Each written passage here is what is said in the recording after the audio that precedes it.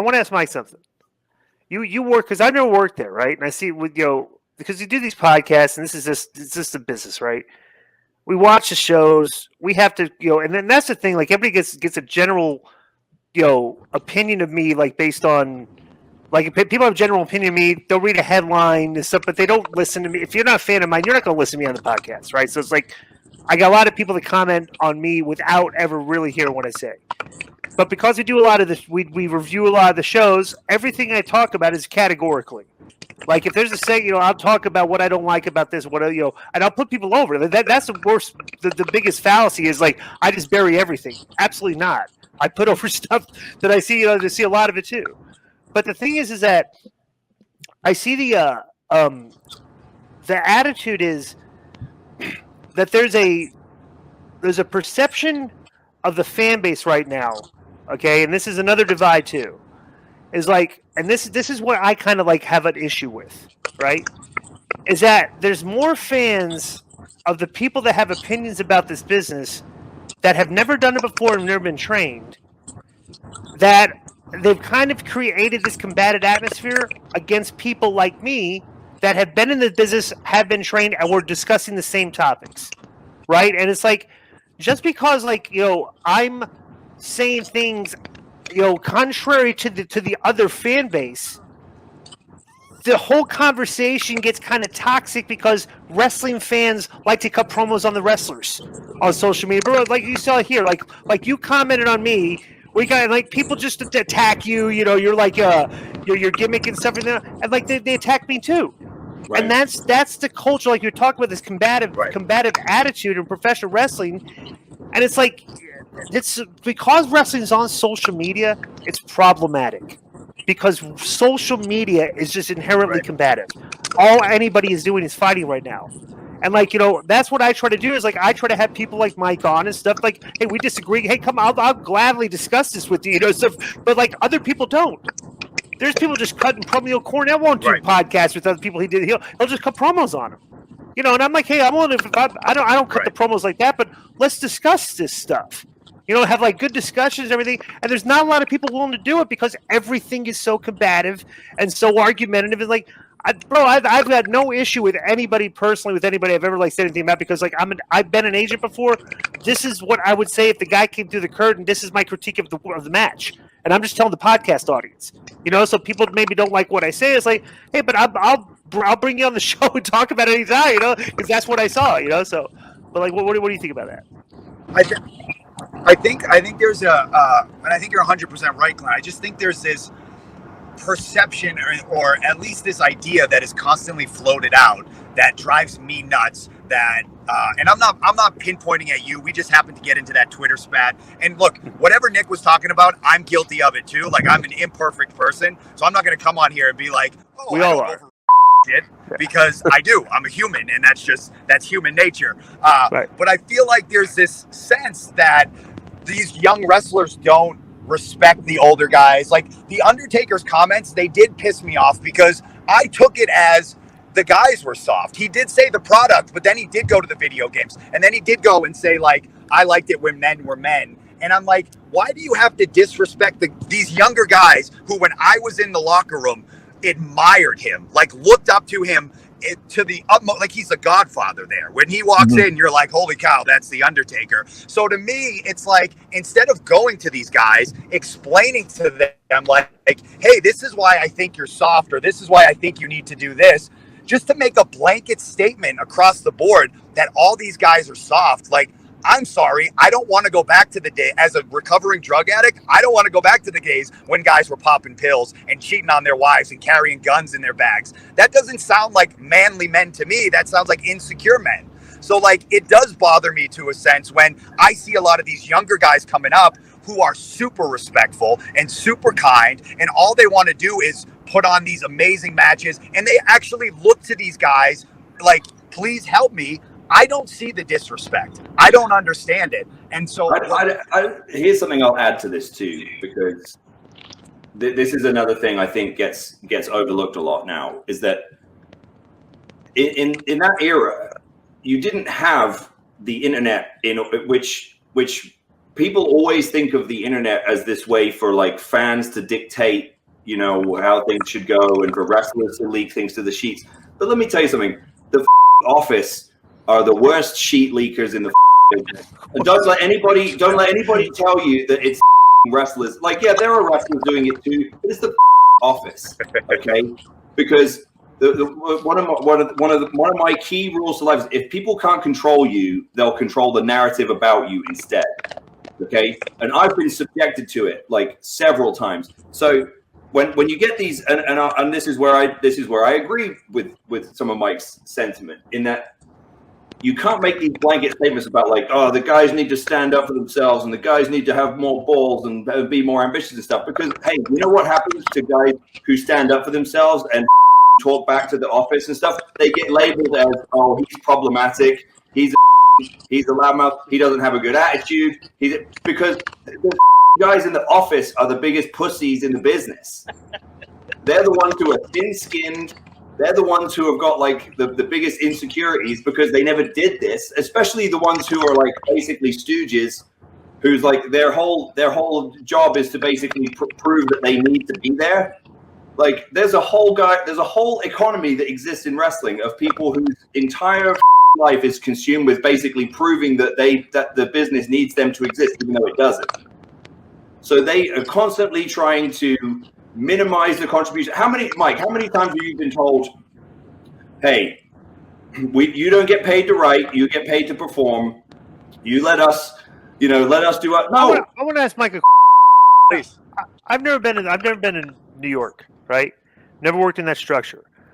And we've talked to people on the show, but I want you to give me the typical, like if the median or average WWE writer, describe that person to me, the average WWE writer. Like, how old is this person?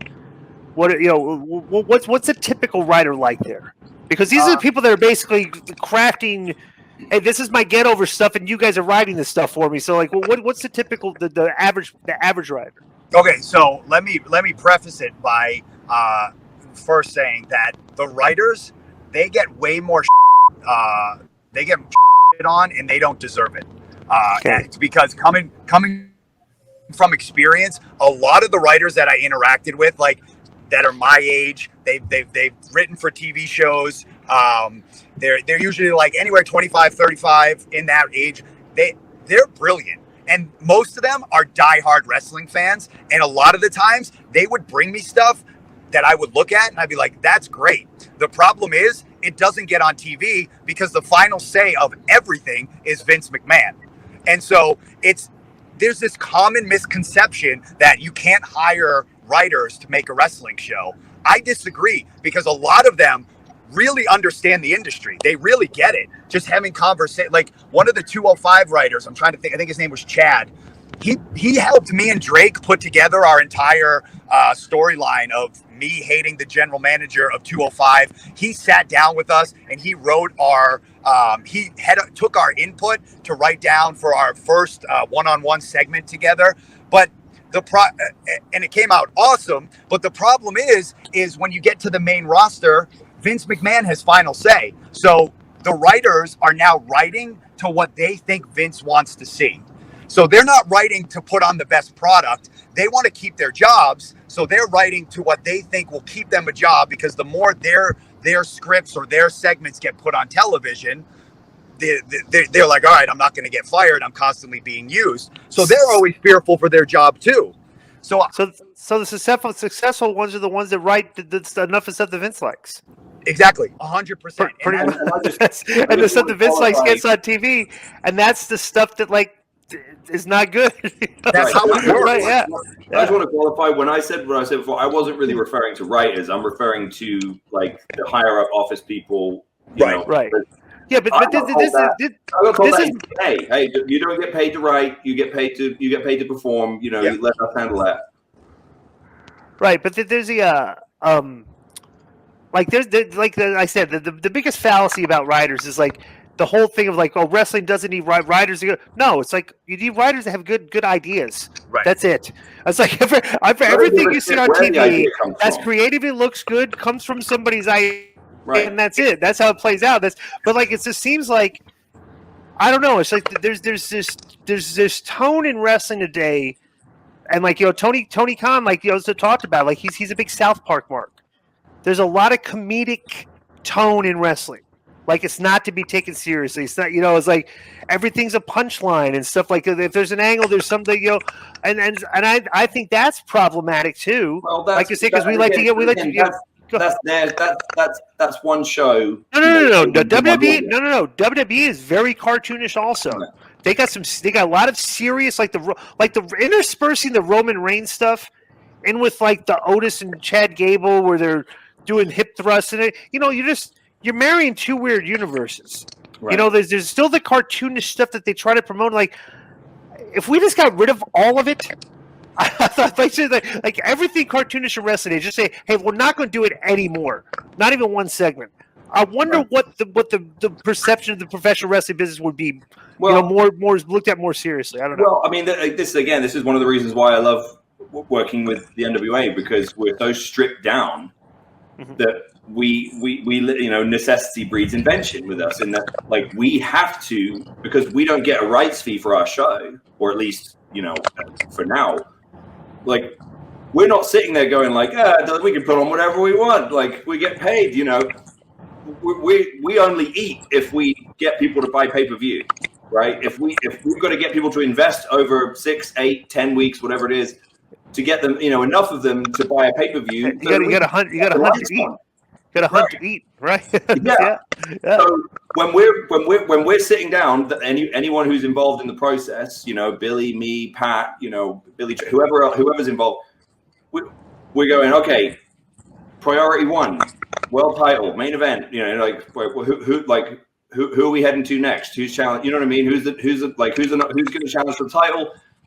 Then okay, women's title, tag title, right? Like what's the whatever the best angles are, and then if there's some, I had a funny idea for for this, or I had a cool idea for an angle, or I had this idea where so and so could do this or whatever. That's like 6, 7, 8 down the list, and if there's time for it, we'll throw it in. But it's because we have to be like that, because we have to put our chips where they're most likely to pay out. Yeah.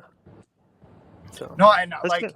I think again, NWA and again, I know I work there, but Ring of Honor, they're putting on a real presentation right now. They're putting on pure wrestling, which again, I think there's a market for. It may not be everybody's market, but I don't necessarily think that makes it wrong. And so I think what we need to understand, and this has always been my philosophy in wrestling, is that wrestling is always going to be a mix of everything. To me, wrestling is a circus, and there's just a lot of things under 110. And maybe you guys disagree, but I think comedy wrestling done right is fantastic. I think strong style wrestling done right is fantastic. I think just Memphis style wrestling, old school wrestling, is done right is fantastic. What I think is the problem is we've gotten to the point, and maybe this is the main issue, where we think that, I think Nick was touching on this, if you don't like strong style wrestling, that means you don't like professional wrestling. Like, that's wrong. If you don't like character style wrestling, then that's wrong, because that's what makes money. I think we need to approach it from the sense that there's tons of different types of wrestling. To me, there's only one wrong type of wrestling, and that's just bad wrestling. And I think we've all seen bad wrestling to know what it looks like. I mean, some of the greatest, like Grado is one of the greatest comedic wrestlers I've ever seen. And I would watch him all the time. I would watch Okada wrestle Ibushi all the time. Right. I'll go and I'll watch Stone Cold Steve Austin versus The Rock all the time, because it's really good. I think we need to stop saying you don't do it this way, so you're wrong. And I think again, I've been in a problem too. Again, it's a toxic environment, and I think sometimes we all need to take a step back and say, no, this is one big tent. I think there's a place for all of it. Yeah, and I think wrestling as well. And again, I'm not. I can only. It's only an observation, but WWE is the market leader, so everyone's always going to sort of in some way subconsciously kind of follow. They're the baseline. Yeah. The measures. I think that something along the line happened where, after they had such astronomical success at the turn of the century, late 90s into the early 2000s, they were having such huge numbers, such such big pay-per-view buys, money hand over fist, that was inevitably always going to decline, because it was a boom, it was a peak. But I think that the difference is that once you hit that peak, suddenly there's all this, hyper-analyzation of it. Like, I remember seeing Vince McMahon do Bob Costas, and Bob Costas being like, numbers are down from where they were, at the peak. And this was like 2003, and it was like, well, geez, Costas, give him a break. He's still like, the guy, there's still millions of people watching every week, and they're still selling like, hundreds of thousands of pay-per-views every month, for crying out loud. You know what I mean? But it was like, numbers are down. Why is that? Tell us what's going on. So suddenly, once you're in this like scramble of like catch up, you're always. I saw it with TNA. Like with TNA, TNA never got back on track when they started going, okay, we need to do something quick to like turn things around. Let's do this. Okay, let's change what day we're on. Okay, let's change what time we're on. Okay, let's change the logo. Let's change the ring. But you got to understand, we're coming off the tail end of like this industry was by far head and shoulders #1 on cable. Right. Like the cable business was like, driven by the professional wrestling ratings. Like every week it was huge. So then it like got to the point like all of a sudden like, what happened to professional wrestling where like, there's the housewives shows are doing better numbers than you guys. So what in the world happened here? So that's why